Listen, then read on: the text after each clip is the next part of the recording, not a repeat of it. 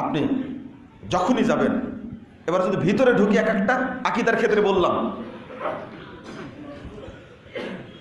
কলবুল মুমিন আরশুল্লাহ, মুমিনের অন্তর হলো আল্লাহর আরশ। জাল হাদিস সুফিরা তৈরি করেছে। এটা কারা তৈরি করেছে? সুফিরা তৈরি করেছে। মুমিনের হৃদয় হলো আল্লাহর আরশ। আল্লাহ কোথায় আছেন? আরশে। এখন করেছে কি জানেন, যে সবার অন্তরটা কি আরশ বানায় দিছে। ওই জন্যই আর একটা জাল হাদিস তৈরি করেছে, আল কলবু বাইতুর রব, অন্তর হলো রবের ঘর, আর সবকিছুর কি আছে? অন্তর আছে। এই জন্য যত কাল্লা তত আল্লাহ। সুফিরা তৈরি করেছে জাল হাদিস। এটা বুঝতেই পারিনি জাল হাদিস, এটা ছড়িয়ে দিয়েছে এটাই ভাবে। আল কলবু বাইতুর রব, অন্তর হলো রবের ঘর। আল্লাহ রাব্বুল আলামিন আছেন আরশে সমুন্নত, তার দৃষ্টি এবং শক্তি সর্বত্র বিরাজমান, তিনি আরশে। অথচ অন্তরকে আরশ বানায় দিয়ে ওই যে গান তৈরি করেছে না, মাফি কলবি গায়রুল্লাহ, ওই যে হাসবি রব্বি জাল্লাল্লাহ, এই গানটা তৈরি করে একবারে সুফিবাদকে ছড়িয়ে দিয়েছে। লা মাওজুদা ইল্লাল্লাহ, আল্লাহ ছাড়া কেউ মওজুদ নাই। এগুলো সুফিদের আকীদা, মানে আল্লাহ সর্বত্র বিরাজমান। এইটা করার জন্য গানটা তৈরি করেছে। এটা আগে যুক্ত মাজারে, এখন চলে আসছে কোথায়?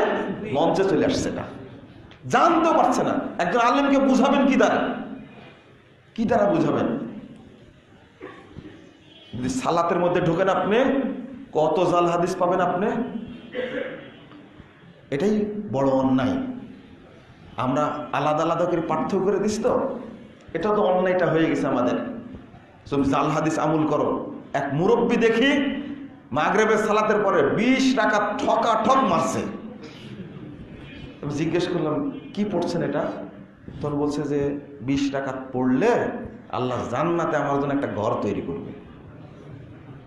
এটা তিরমিজির হাদিস, 28 পৃষ্ঠার মধ্যে আসছে, 98 পৃষ্ঠার মধ্যে আসছে।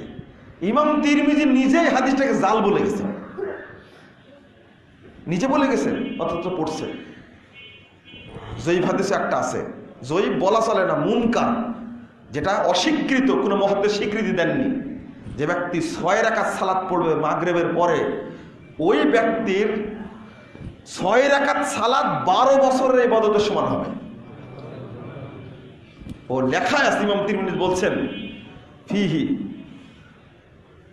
ওমর ইবনু আবি খাসাম মুনকারুল হাদিস যাফু জিদ্দান। অর্থাৎ ইমাম বুখারী বলছেন এটা অস্বীকৃত হাদিস, অস্বীকৃত রাবি। ইমাম বুখারী অত্যন্ত জয়ীফ বলেছেন।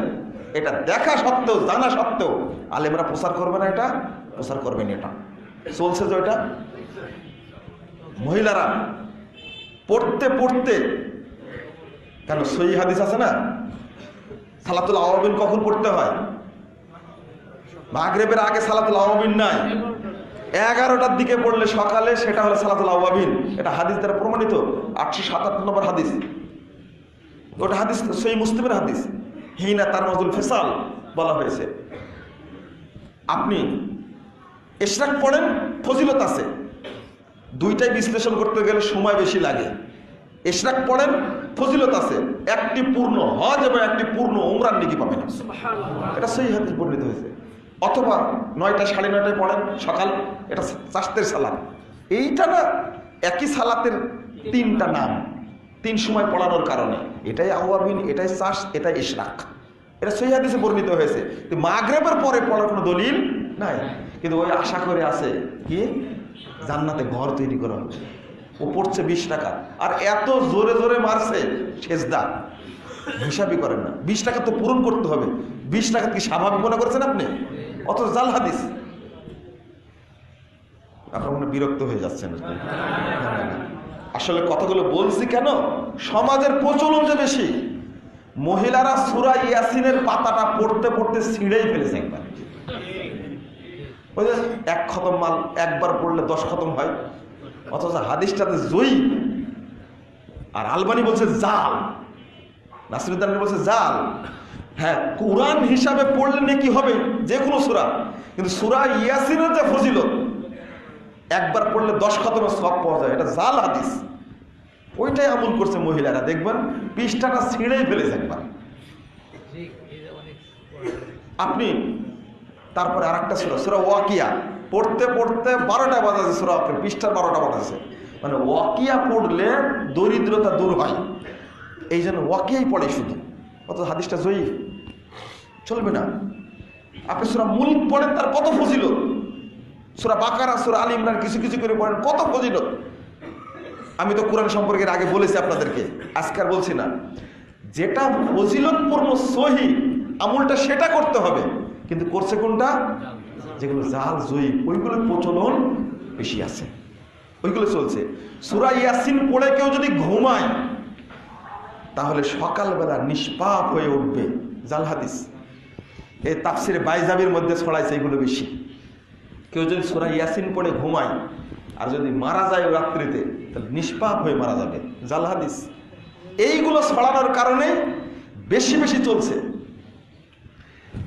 রজব মাসে সিয়াম পালন করে, 27 রজব করে না কেন? কেউ যদি রজব মাসে 8টা সিয়াম পালন করে, তার জন্য আল্লাহ কিয়ামতের দিন জান্নাতের 8টা দরজা খুলে দেবে। আবার সুবহানাল্লাহ বলে, জাল হাদিস। কেউ যদি রজব মাসে 7টা সিয়াম পালন করে, তার জন্য জান্নাতের 7টি দরজা বন্ধ হয়ে যাবে, জাহান্নামের 7টি দরজা বন্ধ হয়ে যাবে, জাল হাদিস এটা। তারপরে বলছে যে জান্নাতে একটা নহর আছে। উফ, কি চমৎকার হাদিস দেখছেন আপনি। কেন রজব মাসে সিয়াম পালন করবেন না আপনি? এইগুলো হাদিস পালে বিশাল ব্যাপার এটা। জান্নাতে একটা নহর আছে, তার নাম রজব।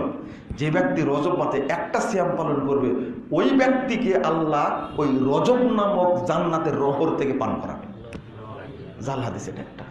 আর একটা জয়ীফ হাদিস প্রচলিত আছে যে কি, আল্লাহুম্মা বারিক ফি রজব ওয়া শাবান ওয়া বাল্লিগনা রমাদান। জয়ীফ হাদিস চলছে দিব্যি। যে ব্যক্তি শবে বরাতের মানে সালাত আদায় করবে, 100 রাকাত সালাত আদায় করবে, 1000 রাকাত সালাত আদায় করবে, তাও কিভাবে? মানে গোসল করার পরে ভিজা পোশাকে গোসল করার পরে, যদি শীতের দিন হয় কি অবস্থা হয় বলেন দেখি। কোন বিধবা যদি এইভাবে সালাত পড়ে, তাহলে ওই রাত্রিতে তার স্বামী তার সাথে সাক্ষাৎ করবে। আর যত ফুটা, আবার সুবহানাল্লাহ বললেন নাকি, যত ফুটা পানি পড়বে, প্রত্যেকটা ফুটা থেকে এক একটা ফেরেশতা তৈরি হয়। এইরকম হাদিস বর্ণনা করলে শাবানের 15 তারিখে সিয়াম কেন রাখবে না বলেন তো দেখি। দলিল দিয়ে দিছে, এত জাল হাদিস তৈরি করেছে। আমরা শুধু বর্ণনা করি, এটা হলো অপরাধ। হালুয়া রুটি খাওয়ার আয়োজন কেন চলে সমাজে? বন্ধুরা আমার, একজন মুরব্বী খুব জোরে জোরে পড়ছে জাল হাদিস। আপনাদের বলেছি মাঝখানে, ইন্না আনজালনাহু ফি লাইলাতুল কদর, ওযু করার পরে পড়ছে। আমি বলছি, মুরব্বীটা কি পড়ছেন? ওযুর পরে দোয়া। আমি যে এটা ওযুর পরে দোয়া, কেন আপনি জানেন না? একবার পড়লে কিয়ামতের মাঠে সিদ্দিকদের সাথে থাকবে, 2 বার পড়লে শহীদদের সাথে, 3 বার পড়লে নবীদের সাথে থাকবে। আমি বললাম যে চাচা হাদিস তো জাল। তখন বলছে, আপনাকে জাল হাদিস খুঁজে কে বের করতে বলেছে? আমি তো বের করিনি, মুহাদ্দিসগণ বলে গেছেন হাদিস জাল, আমি তাই বলছি জাল। জাল হোক, হাদিস তো। কি দিয়ে বোঝাবেন মুরব্বীকে? অথচ এর কোনো সনদই নাই, কি না, এর কোনো সনদই নাই। আজীব একটা ব্যাপার চলছে, এমন ভাবে চলছে। জাল হাদিসের প্রতি আমল মানুষ মুখরোচক যে, নগদ ফজিলত যে। আর তবলিগের ভাইদেরকে শিক্ষা দিয়েছে কোটির কমে কোনো ফজিলত নাই, যা ফজিলত সব কোটির উপরে, লাখের উপরে সব। 49 কোটি তো আছে, এটা আপনারা জানেন তো। হাদিস যেটা আছে, কথা লম্বা হয়ে যায়, আমি বিশ্লেষণ করতে যাচ্ছি না। আর এক মুরব্বী করছে কি, মারিয়ে দিছে এমন ভাবে। ভ্যান চালক নামাজ পড়ে বের হয়েছে সালাতের মধ্যে, মানে জহর আসর একবারে পড়েছে আসরের টাইমে। মুরব্বী মুয়াজ্জিন খেপে গেছে, এই আসর পড়তে এত সময় লাগে? ও তালা মারবে তো দাঁড়ায় আছে। তো বলছে, চাচা জহরটা পড়া হয়েছিল না তো, জহর আসর 2টাই পড়েছে, এই জন্য দেরি হয়েছে। বলছে তুমি নামাজ কাজা করেছো, তোমাকে 2,88,00,000 বছর জাহান্নামে থাকতে হবে। ভ্যান চালক বলছে স্যার পড়লাম যে, বলছে পড়লেও থাকা লাগবে। ভ্যান চালক মাথায় হাত দিয়ে বলছে স্যার নামাজ না পড়াই ভালো ছিল। বাস্তব না? ওই যে হাদিসটা, কেউ যদি 1 ওয়াক্ত সালাত কাজা করে আবার যদি পড়েও নাই, তাকে 2,88,00,000 বছর জাহান্নামে থাকতে হবে। হ্যাঁ, টাটকা জাল হাদিস, মানে জাল মানে এটা নগদ তৈরি করা হাদিস, এটা কোনো বইয়েও নাই। এটা বুঝতে পারেননি কথা? নগদ তৈরি করা জাল, কোনো বইয়েও নাই। কালকে একটা হাদিস বলেছে আর এত জোরে সুবহানাল্লাহ বলেছে, যে ব্যক্তি মান ক্বালা লা ইলাহা ইল্লাল্লাহ গফারাল্লাহু লাহু যুনুবা 50 সানা, যে ব্যক্তি একবার লা ইলাহা ইল্লাল্লাহ বলবে তার 50 বছরের পাপ আল্লাহ ক্ষমা করে দেবে। এটা ফাজাইলে জিকিরের মধ্যে আছে। আমি বলেছি ফাজাইলে জিকির, এরপরে বলছে সুবহানাল্লাহ। তারপরে বলছে ওয়াইল্লাম তাকুন যুনুবু 50 সানা, যদি 50 বছরের পাপ তাদের মধ্যে না থাকে তো বলছে যে ইউগফারু লিকিরাবাতিহি ওয়া লিওয়ালিদাইহি ওয়া আম্মাতিল মুসলিমিন, তাহলে তার পিতা মাতার 50 বছরের, তার আত্মীয় স্বজনের 50 বছরের, পৃথিবীতে যত মুসলমান আছে সবারই 50 বছরের পাপ ক্ষমা হয়ে যায়। লা ইলাহা ইল্লাল্লাহ বললে একজন, আর ক্ষমা হলো সারা পৃথিবীর মানুষের। এটা ফাজাইলে জিকিরের মধ্যে আছে, এটাই চলছে। এক দাদি দেখছে জুমার দিনে আসর পরে জায়নামাজে বসে পড়তেছে। আমি বলছি দাদি কি পড়ো?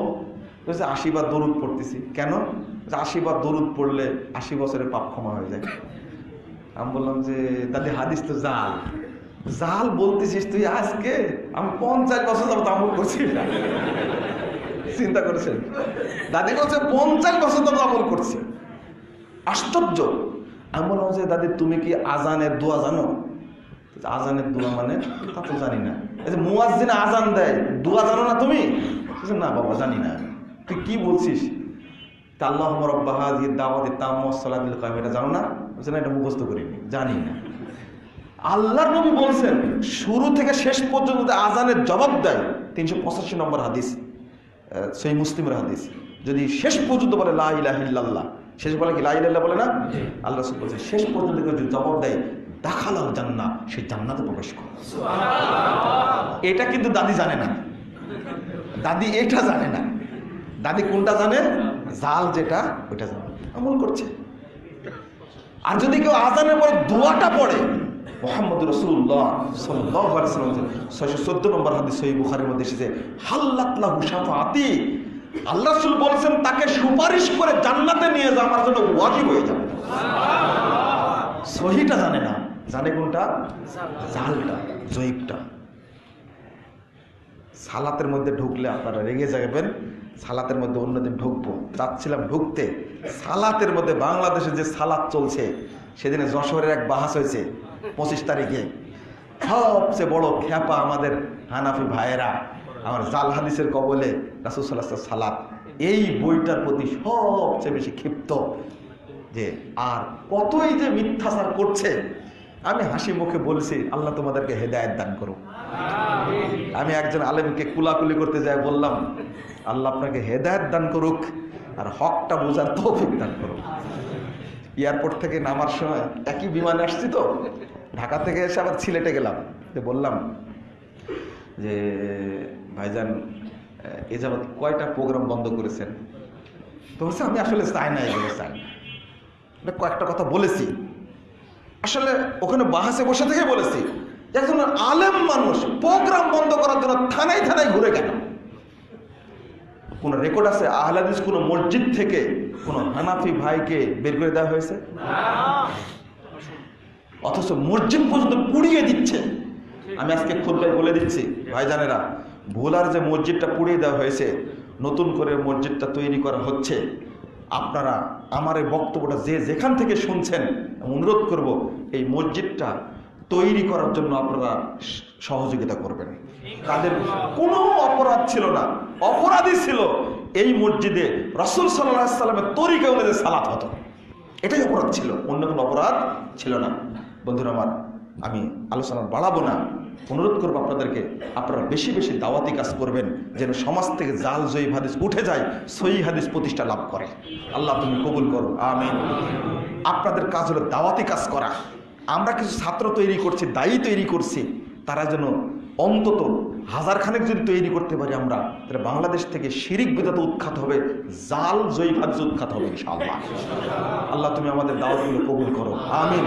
আর আপনাদের বলেছে দাওয়াতি কাজ করবেন, মনে আছে কি?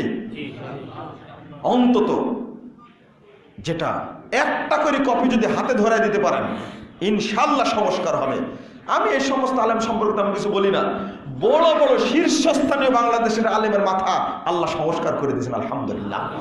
গালিগালাজ করুক, আলবানিকে যদি ইহুদি খ্রিস্টানের দালাল বলতে পারে, জাকির নায়েককে যদি ইহুদি খ্রিস্টানের দালাল বলতে পারে, আমাদেরকে বলবে মিথ্যুক, এটা তো স্বাভাবিক কথা। আল্লাহ ওদেরকে হেদায়েত দান করুন, আমিন। আকুলু কওলি হাযা আস্তাগফিরুল্লাহ লি ওয়া লাকুম ওয়া লিসাইরিল মুসলিমিন।